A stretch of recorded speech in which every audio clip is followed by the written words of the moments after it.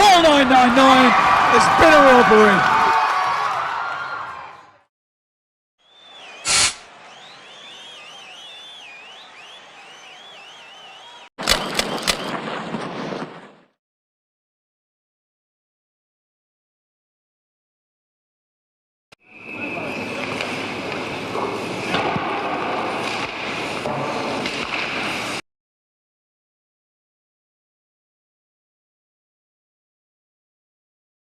Jordan Marr flashes leather.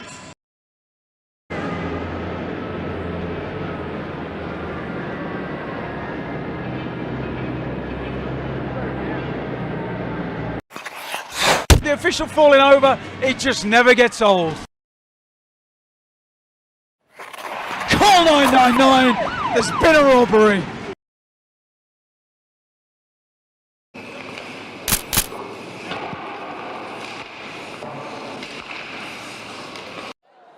Three, two, one, chuck your duck.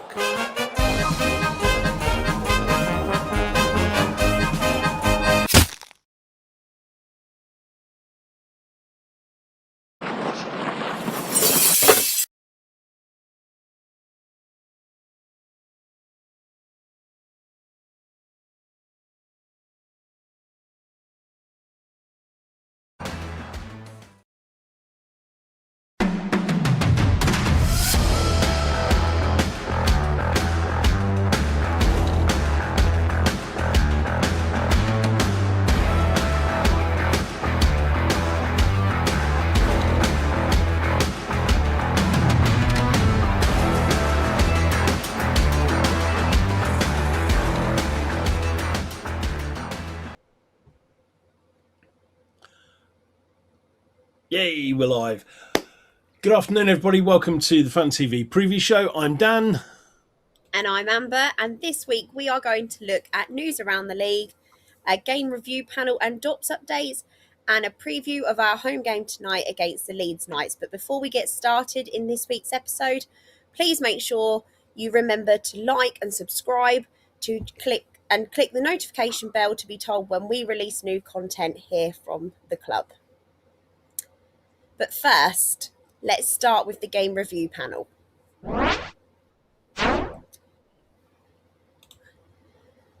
So all in all, I think it's been quite a quiet week considering. On Saturday the 31st of January, Ollie Endicott and Harry Gulliver both received 1 point each for fighting, and Ash Tate was referred to DOPS. On Sunday the 1st of Feb, Bailey Pear from Leeds Knights and Archie Salisbury from Milton Keynes Lightning both received 1 point each for fighting.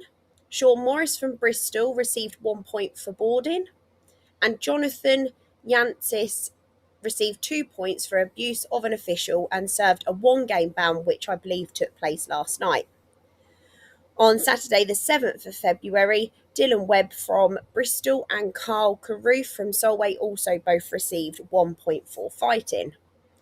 On to DOPS news this week. Bobby Regan received 1 game suspension for spearing, which was also served in yesterday's game. And Ash Tate had a 1-game suspension for abuse of an official following poor calls and lack of calls in Sheffield, which resulted in abusive language, which was served on the 1st of February. Now on to league news. So, league news, just having a quick look. So, there's been some player signings, just one, which was the 31st of January. Jake Price has signed to the Bristol Pitbulls from the Telford Tigers. He suited up his defenceman. His points production hasn't been huge, but his plus minus seems to be pretty good, which makes him a pretty good signing there for Bristol. Certainly in the comments, head coach, former Phantom, Aleš Padalek, was rather pleased with this signing, and I'd hope so because, he made it. Also in the news this week, on the 3rd of February, the NIHL Final Four playoff tickets were announced to be released. They're priced at £85 for an adult. However, all tickets are subject to a 12% booking fee for Planet Ice. The Phantoms tickets themselves go on sale on Wednesday morning. That is in, and those are for Block 9, which I believe one of our production people were telling me earlier that Block 9 is the large block directly above Crosby's. So we get the shortest queue to the bar. That'll please some of our fans at least. So also on the 3rd of February, it was announced that the NIHL and Department of Player Safety will be conducting a review into the British trained and non-British trained player system. It's more of an audit to see which teams are doing what. I'll read the whole thing for you and hopefully it'll make a bit more sense. So, National Ice Hockey League and EIH, that's English Ice Hockey, can confirm it's conducting an integrity review into British trained and non-British trained player classification and roster compliance. The review relates to the application of NIHL eligibility rules and non-British trained roster limits. NIHL has confirmation that the matter is not a IIHF transfer or ITC issue, that's International Transfer Card, and the review is therefore focused on British trained and non-British trained classification and NIHL roster compliance. NIHL has implemented interim measures while the review is completed, including evidence gathering and a fixture-by-fixture audit of the match sheets. The league will conclude the review as quickly as possible, and it will communicate the outcome, including any competition remedies and or discipline actions in line with the NIHL rules of competition. The NIHL will not be providing ongoing commentary while the review is live, but remains committed to a fair, consistent, transparent process that protects the integrity of the competition. So that's a lot of words to say. They're not changing how the classification works. For anyone that's interested, the classification that the National Division use is the same as the classification used by EIH and the other NIHL leagues, same as the classification used by the Elite League, and it's the same as the classification used by the IIHF. So, nice and simple. If you want to be a trained player of any nation, you have to complete 16 consecutive months registered in a junior league for that country. So in this case, any EIHA league or any Scottish Ice Hockey League, I believe, will count towards British trained players. And you have to manage 16 months in one go. So it's roughly 2 seasons, and it has to be before your 18th birthday. So essentially, train as a junior, you are so train in a British league. As a junior, you qualify as a British trained player. It's got nothing to do with passports. It's got nothing to do with how long you've been playing here. British trained is a player who has trained for 16 months in Britain. It's really simple. So, a couple of good examples of those of British trained players who you think might not be. Ivan Bjorkley Nordstrom played 2 seasons with, I believe, the Edinburgh Capitals junior system before his 18th birthday, so he qualifies as a British trained player. Edgars Bebris, Latvian, played almost all of his junior hockey in Latvia. He's a very good player. But he played 2 seasons, I believe, with the Sheffield junior system at under 18. And so he then qualifies as British trained. Liam Stewart, on the other hand, has a British passport, did all his junior training in the States. So he is not British trained. It's as simple as that. So, in terms of other players, this is basically nationalised NIHL and English ice hockey going through the rosters and going, yeah, we've got evidence this person is British trained. We don't have evidence that this one is trained. And normally, if you play an ineligible player or if you play too many imports, the game is awarded 5-0 to the opposition and you lose 2 points from your total. So these are big sanctions that are going to be applied to any team who has played a player claiming they're British trained when they're not. On the flip side, though, if they've played a player who they've said is an import but actually qualifies as British, there won't be any change on that. Liam Stewart, obviously, he's been in on social media saying he's old, so he may not apply under the same rules. The difference there, Disco Stew. By the way, if anyone's on Twitter, follow Disco Stew. He is a fantastic account to follow. It's a shame he plays for Milton Keynes, but nobody's perfect, I suppose. But even beforehand, I mean, under EPIHL, so this is before when before Milton Keynes went to the Elite League and came back, the rule then was that you had to play 2 seasons under 17 in a team to qualify as British trained. So, yeah, it's different. But it doesn't... It isn't affected by whether a player is eligible to play for Great Britain or not. So, basically, do your 16 months under 18. If you've done that, you qualify as British trained. If you don't, you're not. That's it. It really is simple. Anyway, apologies to everyone who had to listen to that rant. Luckily, that was the last of the league news for this week. Probably a good thing. And remember, if you've got any opinions, because obviously it is a hot topic right now, feel free to drop your opinions and thoughts in the comments. Absolutely, yes, please. It will be interesting because I think most of the bigger teams in there, so Milton Keynes or Sheffield, they're normally really hot with this kind of stuff. And I think when Ivan Bjorklund Nordstrom first played at Peterborough, he was played as an import. So, he was, yeah. Yeah. So even though he might not have been, because the Phantoms won't have gained any material benefit from that, there won't be any sanctions. But if a team has played someone who they've said is British trained and isn't, then it's 5-0 loss and minus 2 points. So, funnily enough, I remember a similar situation actually happened to the Peterborough Islanders, so Phantoms 2, or the Islanders as they were then, was Steve Mayle, who transferred from Cardiff, played for the Phantoms in NIHL 1 South back in the day.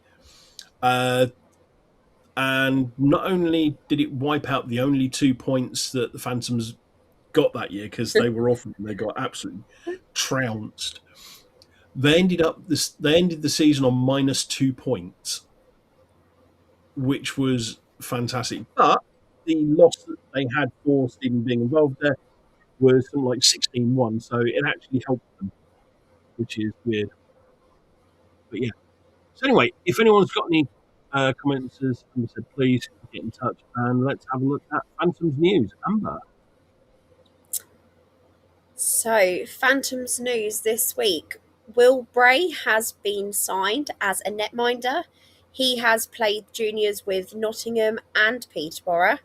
He has had a senior career with Solihull Barons and Coventry Blaze, and I believe he will be wearing shirt number 40. So that will be very interesting to see him play and see if Hayden gets to have a little break after all the shots he's faced. That would be quite nice for him. And also, whilst we're on the topic of Hayden Levine, we just want to congratulate him and Cam Huff because they have hit 100 games as a Phantoms player this weekend. There you go. Congratulations to both of them. Oh. So, should we have a look at the Phantoms games from the last couple of weeks? Since we Yep. last did a live show, actually. Yes. Cool. So, last weekend, it was Phantoms versus Sheffield Steeldogs. The Saturday really did not go well. It was a 6-1 loss No. to the Phantoms. It was, I think less said about that, the better. Absolutely. Yeah, I think end of the first period, I think it was Levine picked up 2-minute minor for abuse. Tate was given 2-minute minor for abuse. And allegedly comments along the lines of, "Are you sure you didn't go to Specsavers before you got here?" Brilliant. Obviously such things cannot be repeated, and that is pure speculation. So I'm sure that they were entirely respectful. Of course they were. Yeah, I mean, we mentioned Ash Tate's ban that he picked up on the Saturday. Amber, would you like to talk about some happier news on Sunday? So on Sunday, we faced the Steeldogs at home, and the Phantoms came out with 7-4 against the Steeldogs. Cam Huff and Rouse Asenis both credited with 2 goals, and the second goal from Rouse came off the crossbar to Morgan Clark-Pizzo, who cleaned it up as shown in the highlights. But the goal was given by the ref on the initial shot. It was a very, very interesting game. I think it was fast-paced. After the night before, you didn't know which way it was going to go. No. But yeah, it was a very, very interesting game. Yeah. And then last night, Phantoms travelled down to Hampshire to take on Ash Tate's former team, the Basingstoke Bison. Came away with a 5-4 shootout win. I think there's a lot of positives we can talk about for this game. I mean, firstly, Dylan Lawrence, a goal in the game itself. He's on fire. He scored 2 of the 3 penalty shots. Ralph Senis scored the other. So a 3-2 win on penalties to give us the 5-4 shootout win. We need to have a look, actually. How many games have the Phantoms won, either in overtime or penalties now? I mean, we've got to be leading the league on that one, surely. We must be. But yeah, so Dylan Lawrence is absolutely on fire. Cam Huff picked up a few points last night. Luke Ferrara picked up a couple of goals as well. It was just absolutely solid. So again, really positive. And I think that takes us nicely on to what we're looking forward to tonight. There we go. So, Amber, let's have a look. You're pretty hot with the net minding stats. So, what have we got to look forward to tonight? So we play the Leeds Knight tonight. The Phantoms are currently in 4th place in the league with 50 points, and the Knights are just ahead in 3rd place with 52. So it's an all or nothing game, really, for us, I would say. The likely starting. Sorry, Dan. Yep. No, carry on. I was going to say it's a 4-pointer, so it's worth a lot of points because of how close we are in the league at the moment. Absolutely. I think the likely starting netminder tonight for the Leeds Knights will be Sam Gospel, and he is currently 1st in the league ranking with 92.65% save percentage, whereas Hayden is 3rd, not far behind with 91.2%. Goals against average, Sam Gospel sits 2nd in the league with 2.49 goals against, and Hayden is quite a way down in 10th position with 3.82, but again has improved from last week. So that is a positive. Hayden Levine currently sits with 1,545 shots against and is 1st in the league for this. And he is currently averaging 44.1% saves per game. Whereas Sam Gospel isn't too far behind. He's 4th in the league with 1,130 shots, saving a 33.2 shots per average. So it's not massively off. I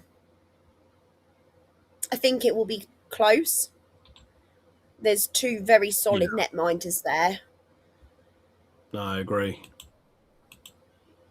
Absolutely agree. Yeah. Oh, should we have a look at some more of the fun stuff, though? Yeah. Let's have a look in front of the goals. So, leading point scorers for the Phantoms. As ever, top point scorer, it is Luke Ferrara. Currently now on 80 points. He's quite a way ahead. Brilliant. He's 6 points ahead of second place player Jani Larkinen, also of the Peterborough Phantoms, who is now on 74 points. He had been kind of stuck in a mix with Dominic Gabai, Bear Gendanov, Jake Bricknell, and Eric Henderson. Henderson's picked up some points recently, so he's now clearing third. Funnily enough, the 7th place point scorer in the league now is Cam Huff. Now, Huffy is also the top goal scorer for league's top goal scorer. He is currently sat there with 47 goals. His next nearest rival is Jake Bricknell, who has 33. So Huff is 14 goals ahead of his nearest rival, which is just incredible. Obviously, Luke Ferrara is currently 7th for goals with 29. And Dylan Lawrence, who has just zipped up the rankings, is currently 9th. So the Phantoms have 3 of the top 10 goal scorers in the league at the moment. We mentioned Dylan Lawrence doing very well on the goal scoring last night. The highest goal scorer for the Leeds Knights is still Kieran Brown. He is 13th for goals. And in terms of points, he is 17th. He's also their top point scorer, currently sat with 53 points. So it kind of explains in some ways why Leeds are not top of the table. Obviously, their players are not scoring the points they were. I think Owen Sobchak is their highest scoring import with 47 points, 13 goals, but some of those will have been picked up for Hull. So, yeah, quite interesting. In terms of the most penalised players, recently it was Ollie Endicott. He is currently sat on 89 penalty minutes, but clear at the top by 7 points is Leeds Knights' Balint Pogosdi. I think his game penalty last time he was at Peterborough certainly hasn't helped his cause there. But he is on 96 penalty minutes, so he's just short of his 100. So, well done, Balint. A couple of good minor penalties tonight. Could see him hit that 100 points. Penalty minutes for Peterborough, 64 penalty minutes, 63 penalty minutes, Ralph Senis and Brad Bowering. So they're 14th and 15th, respectively, in the league. In terms of team stats, so power play percentages, Phantoms are currently 3rd with 29.1. Their power play dropped a bit from their game against Sheffield, where it was 30%, is now down some way. However, Leeds power play is 21.9, which is really low. So in terms of power play, I mean, Phantoms are basically 1 in 3. Leeds are roughly 1 in 5. However, the Leeds Knights penalty kill is 79.02, which is really good. That's where you want to be. Between their power play and the penalty kill, it's just over the 100 mark, just over the 100% mark, which is good. Phantoms, on the other hand, 65.08. We're like 3% down on the next worst team. It is the worst penalty kill in the league. Let's not even pretend it's. Let's not discuss that. Yeah, let's not discuss that at all. In terms of goals for and goals against, Peterborough actually do slightly better in the goals for category. 3.98 versus 3.95. Goals against, though, Leeds Knights are incredible. 2.85 goals against whereas Phantoms 4.08. So, you know, it's everything is in the favour of the Leeds Knights. But in terms of wins, Phantoms have 2 regulation wins against the Knights. The Knights have 1 regulation win against the Phantoms and 1 overtime win. So if you were to take that as a mini league, Phantoms would have 5 points, Leeds Knights would have 4. So it's certainly different. It is, and I think both teams, once they play each other, you never know how a Leeds game's going to turn out. It's always a great game of hockey. Both teams do give 100%. And I think both teams shouldn't be underestimated. I think anything can happen. Yeah, no, I think that's definitely worth a look. Yeah, I think the difference here is going to be the depth players, because the 2 top lines can pretty much cancel each other out. Yeah. The second line, I mean, both teams have got good second lines. We've got Dylan Lawrence and Ralph Senis on a second line. You know, there are teams that would love to have those on the top line, let alone the second line. Absolutely. Yeah, I mean, Dylan Lawrence, his goal celebration is actually rather nice. If you've got it, I think Yannick Larkins is probably the best of them, though. Hopefully that'll pop up shortly. There it is. Bless it. The assist machine is not a goal machine. But yes. DJ Hilfinger. Ralph's is going to score 2 tonight. It's going to be a 4-2 win. I would love that. Oh, I would love that. I would absolutely love that. And he is on a bit of a scoring streak, isn't he, at the minute? So there's a high chance that could possibly happen. Yep. Callie Copeland as well just chimed in. Great goal by Louis on Sunday night. That was last Sunday. Yes. Oh, yes. Yeah, I mean, he's really... I mean, I remember watching... Because I used to DJ a lot of the junior games. So I'd seen him come through the junior ranks, and he was scoring for fun in those days. And he's starting to find his form in National Division as well. He is. So, you know, he's got... because obviously he's got 2 very good hockey-playing brothers. He's got Connor Pollard and Nathan Pollard.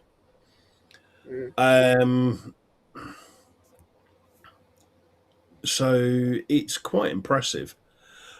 So we have some stats that have just popped into the chat as well.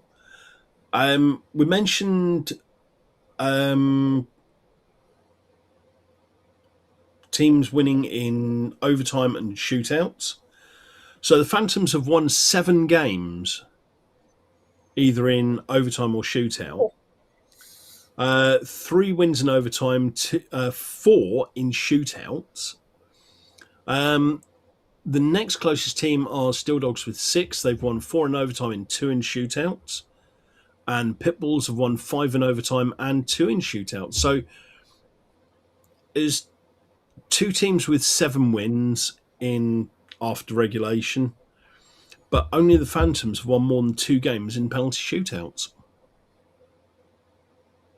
So there you go. Let's hope we don't have more of that tonight. Let's have a nice regulation win. I like that. So we can get home. That would early. be nice. Yeah. Yes. I need my Horlicks and stuff. Yeah. Although it looks like actually the Sharks have had 9 overtime losses. So that's interesting.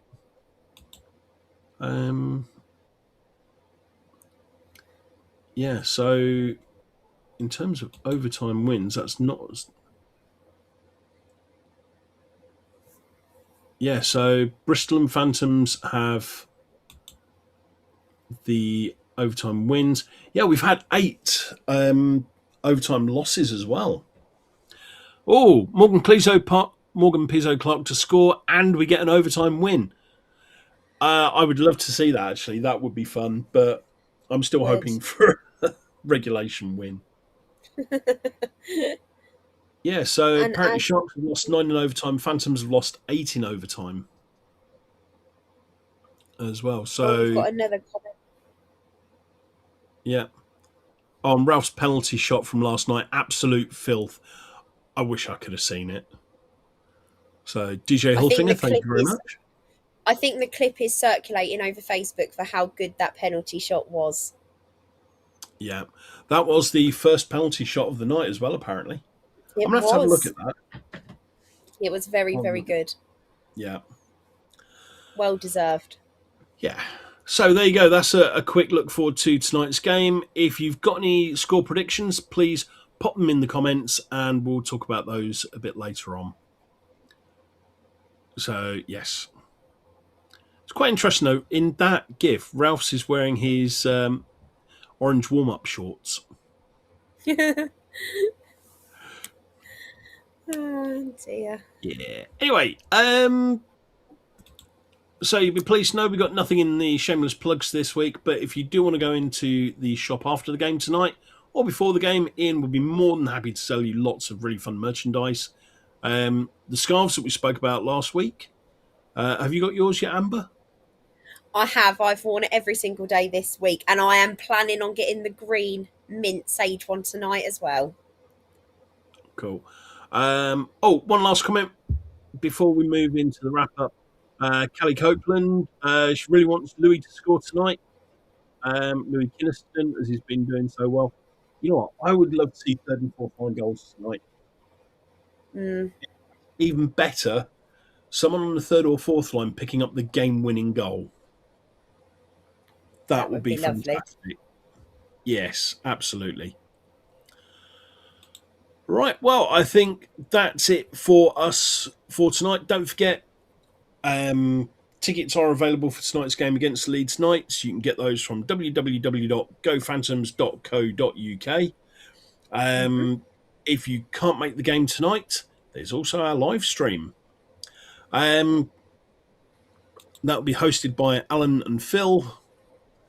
That starts broadcasting at about 5:15, I believe, and you can get your tickets online there. Yes. Amber, anything else you'd like to say? No, that's everything from me. Okay. Well, thank you for joining us. It's been interesting. Oh, we've got one last comment. No, not quite. Okay, so don't forget, if you've enjoyed today's show, hit like and subscribe, hit the notification bell, do all that fun stuff. DJ Hilfinger, yes, he's just popped one in before we go. Yeah, Louis is getting better and better. Yes, he is. And I don't think it's going to be long before we start seeing him on the top line. Yeah. Absolutely. Hit like, subscribe, hit the notification bell. You can watch our match highlights from tonight's game. We will have post-game player interviews and, of course, this wonderful live stream show. So, I've been Dan. This has been Amber. If you've liked the show, if you haven't liked it, I've been Tracy. She's been Matt. Thank you very much and good night. Thank you.